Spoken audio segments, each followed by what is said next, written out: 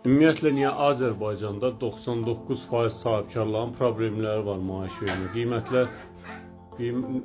Nəsə də deyir ki, qiymətlər artır, amma niyə maaş vermir sahibkarlar problemi var? Bütün maaşa işləyənlərin nəzərinə də elə belə məlumat kimi deyim. Ümumiyyətlə, sizin işlədiyiniz yerə nə qədər xeyir verməyinizin sizin əmək haqqıya heç bir aidiyyəti yoxdur. Bunu yenilikdir ya nədir biləsiniz. Sahibkar maaşı sizin ona verəcəyiniz xeyrinə görə ayırmır. Tələb maaşın özünün işçi qüvvəsinin tələb təklifi var. Məsələn, sizin maaş harda formalaşır? Sizin bacardığınız işi əgər başqasında sahibkar tapa bilirsə daha ucuz qiymətə. O istəyir ki, elə sizi çıxartsın, onu qoysun.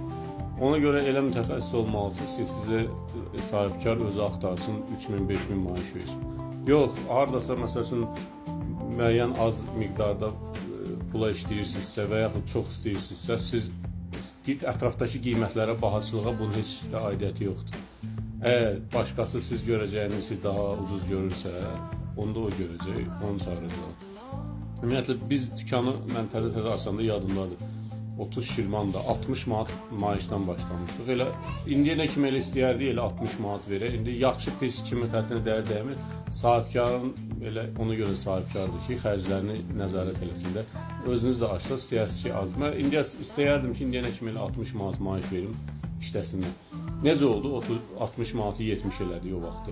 Gördük 60-a tapa bilmirik qardaş. Məcburuq axı, işimiz getməlidir. 70 elədik, 80, 90, 100.